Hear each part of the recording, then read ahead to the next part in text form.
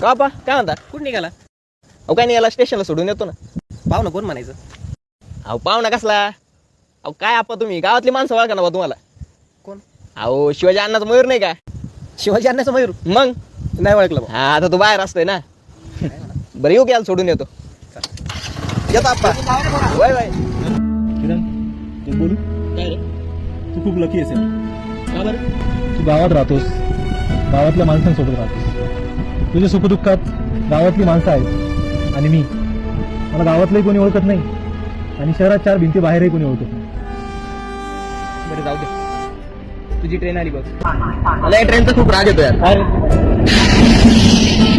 कारण ती तुला माझ्यापासून लांब शहरात घेऊन जाते.